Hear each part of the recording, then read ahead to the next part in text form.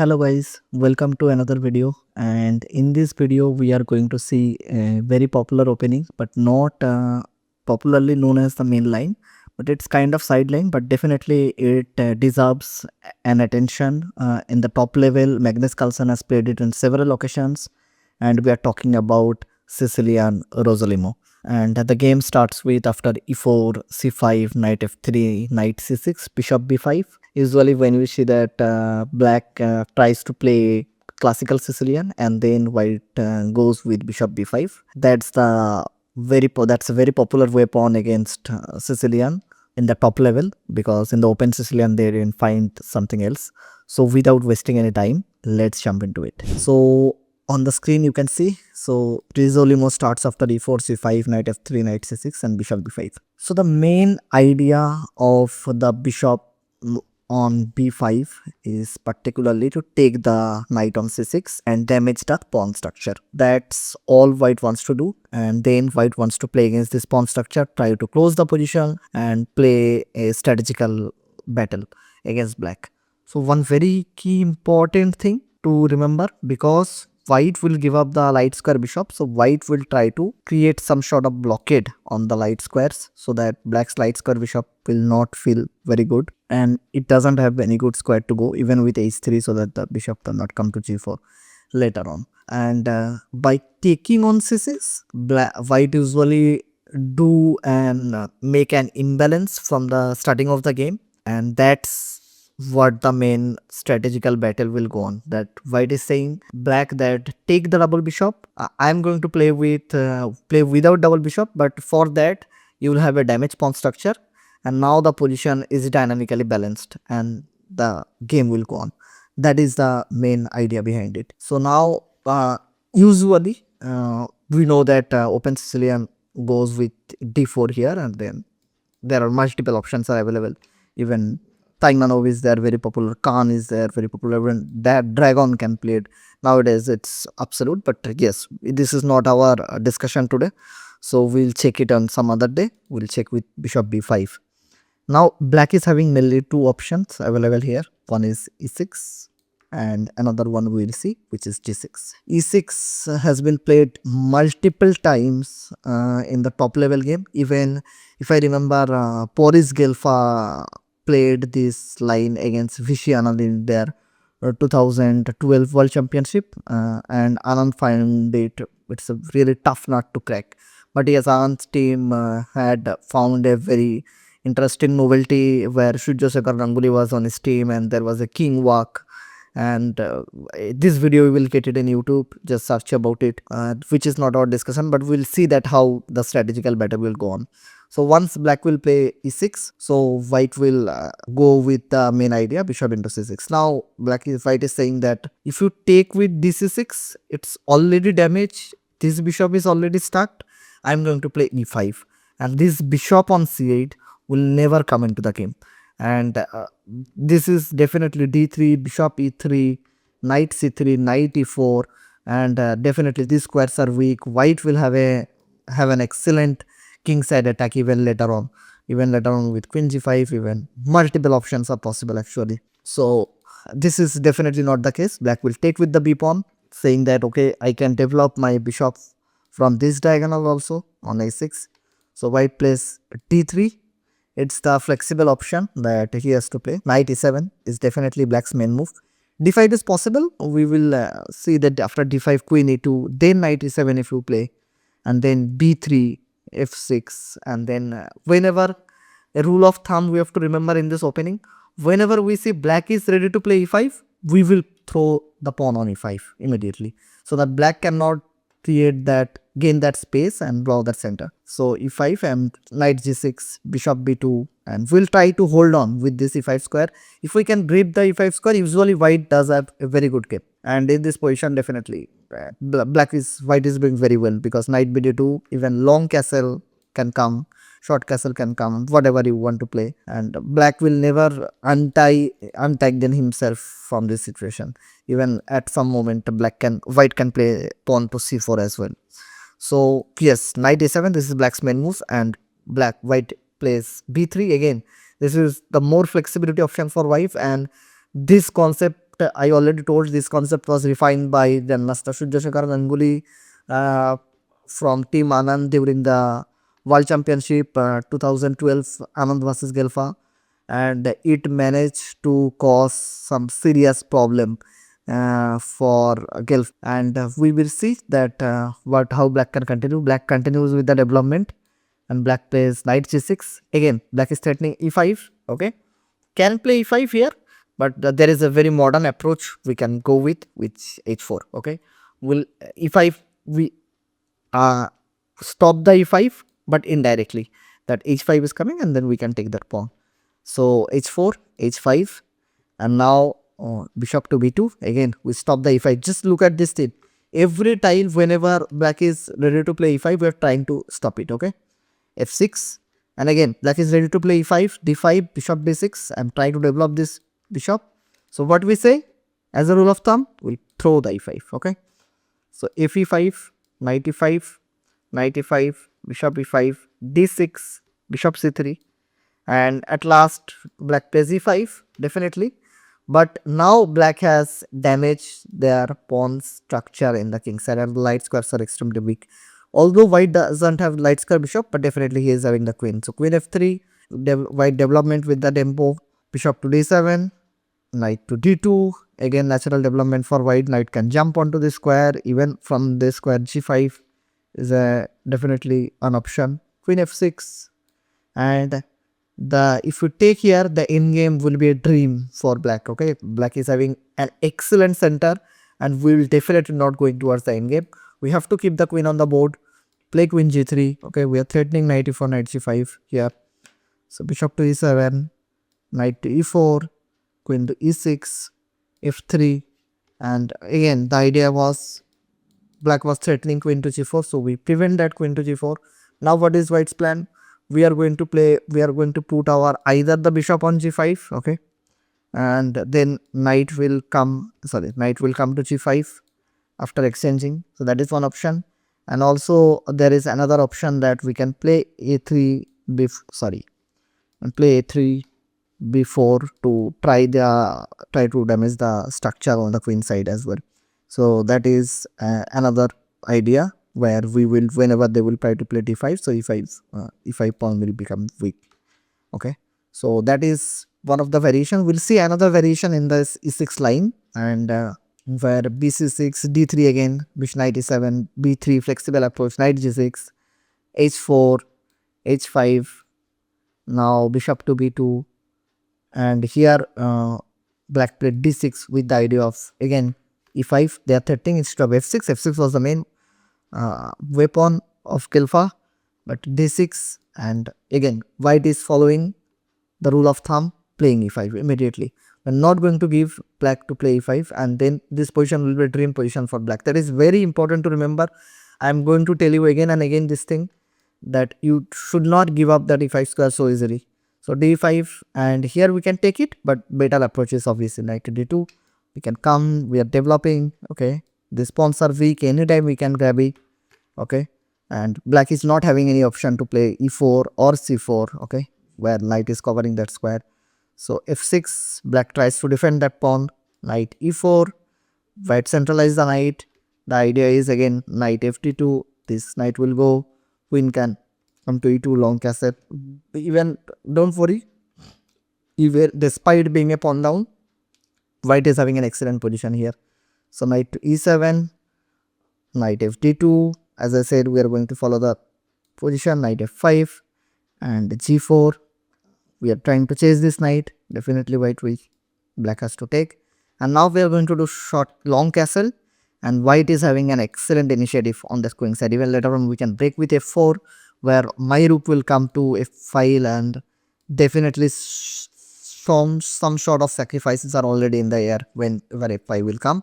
And black is having really difficulty to develop this bishop on c8, and he doesn't have a very good chance here. So with this, we have already covered that e6 idea, where black will play, I already told you that black is going to play here e6, this option. Now we'll be checking that g6 option, where black will play here g6. Okay, so g6 we will approach it little bit differently. we'll be doing short castle, because now we are not going to take here, because if we take here it contains a large masses of theory and we are not going to dive into the theoretical part. We'll understand the plans and how white should approach toward the middle game. So bishop g7, knight to c3, developing the knight, e5, and this is the main option for black. Definitely black will try to create strong hold in the center. If black will play knight f6, we are going to play e5 itself, knight c4, and definitely this is a dream position for, even if after d6, rook e1, this is a dream position for black. We are coming with h3, d3, knight e4. White is having an excellent position. So definitely it's not going to play here, and if black tries to play knight d4, it looking little bit tempting, but we are going to simply take it. cd4, knight e2, knight f6, d3, and with c3 coming next, we'll have an excellent center. We have very good development. f5, f4, f5 is already in the air. White is having a very good game. So e5, this is the main option. We'll be checking. d3, we are going to develop the pieces naturally. Knight g7, and the moment we see that the knight is protecting this square on e6 and we cannot double pawn, so this purpose of this bishop on this diagonal is finished. We will bring back our bishop on the c4 diagonal. This is a very important move because the black knight are connected and this bishop has not developed. Now this diagonal is very important for us. We can play even sometimes a3 and preserve the bishop on a2. d5 is a little bit weak. We are not going to give d5 so easily to black, and we will see the idea now is bishop to g5, h6, stopping bishop g5, a3. White already starts playing on the queen side, short castle. Now very important move. We will not play with some sort of slow game, but we'll play aggressively b4. Okay, we are sacrificing the pawn, but that doesn't matter here. White is having an excellent initiative on the queen side.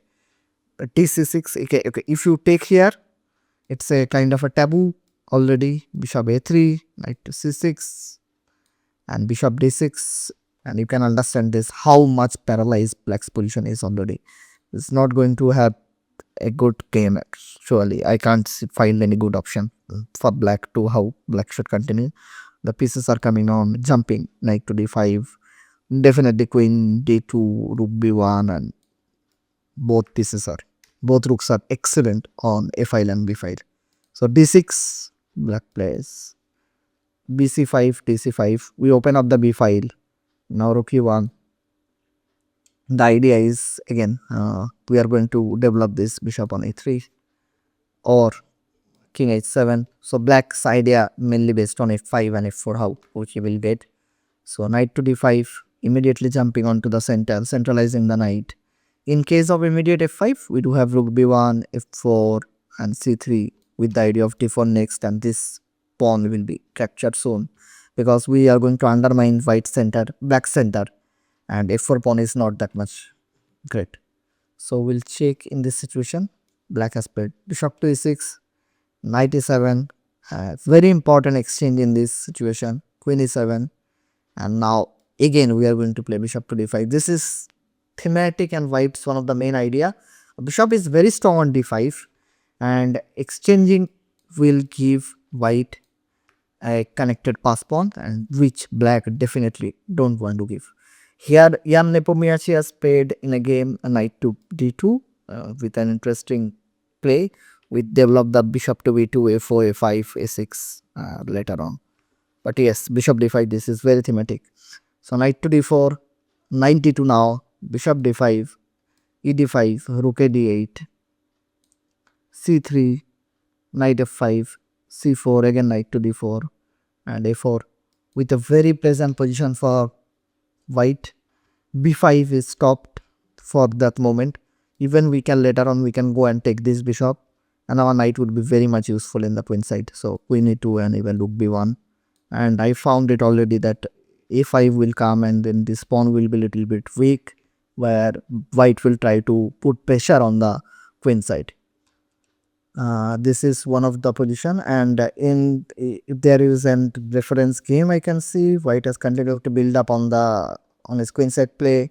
You can see that how white capitalized on the queenside with a game, very famous game is there, Karyakin versus Rajabo.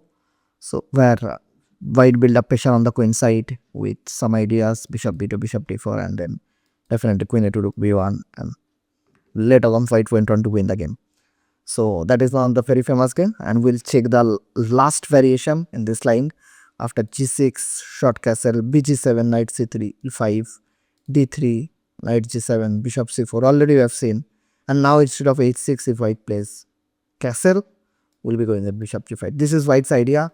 He will fight for this d5 square, which is weak because black has played already e5, and which makes the d5 square weak, and this is the positional battle. We'll go on, we'll later on play a3, we'll try to give the bishop, but immediately we are threatening knight to d5. So d6, knight d5, immediately putting pressure more on this e7 square. h6, bishop e7, knight e7, knight e7, and in this moment queen e7, and now white has a choice, and definitely the main choice is that black is going to put the bishop on g4 and try to harass white. So we'll not give that option, but we'll also not play h3, we'll bring the knight to c4. So we are keeping the option open for bishop can go to later on d5, and then knight c4, knight e3, even bishop will come back eventually, and knight to d5. And we are keeping the idea open for f3 if white will come to f4, f5 sorry, later on. King h7, definitely black will try to go with f5. This is only black's idea, main idea. So we are going to play on the queen side, and here very important moment, because black is going to play on the king side, we are going to play on the queen side immediately. And what will be our plan? We are going to play a4. Now understand white's idea. White is going to play a5, a6 later on. Then white's idea is that queen to b1, queen to a2, you try to bring the queen into the game from that square a2, and this is a very critical idea. Even we can play c3, queen b3 as well, okay, try to bring the queen. And then we have a choice, particularly we are keeping the bishop here, and then if we are going to play queen b1, queen e2, then we can play knight b1, knight c3, knight d5, and the knight is aiming for that square on d5. And another idea I already told, bishop will go to d5, bishop will go to d5, then knight can go to c4, e3, later on d5 after moving the bishop. So those are some ideas based on, and even with c3, whenever we'll play c3, definitely we keep an eye on the b4 ideas as well. So black plays f5 immediately, ef5, gf5 will give definitely black and good center and initiative. Not going to do that. Bishop d5, f4, f3, and we immediately stops black's any kind of f3 idea. Definitely g5, k4 will come, but not necessarily what now white will try to do. a5, knight c4, c3, b4, and try to play on the queen side. That is main idea. If possible, we can put even our put on king to e2, queen a2, queen b1, queen a2, and bring the rook on b1. Okay, those are some essential ideas in this line, and don't be afraid of putting a king on e2.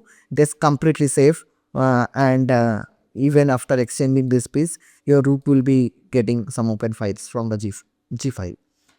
So with this thing, we are going to stop this Rossolimo Sicilian variation, and I know that it is very little thing, but the main purpose of this video is to just give you an awareness about this line and how to play against this, how to play against the classical Sicilian. And this is a very much big surprise weapon, especially at the club level, and where I played with multiple lower level players, 1600, 1700 federated. They usually don't understand the strategy here, and they will take that double pawn, and then they strategically lose in position after few moves, after 20 moves, after 15-20 moves. So I played it multiple times and I won many games. So that's why I can tell you that this is a very surprising weapon. Lower level players usually don't get prepared against this. They usually prepared against the open Sicilian. So you can definitely try it. Apart from that, if you like this video, please share with your friends. And if you are new in my channel, kindly subscribe. If you want to say something, if you want to advise me something, or if you want to tell me that any other opening or anything I should cover, then definitely comment it down below. See you in the next video. Thanks a lot for watching. Bye bye.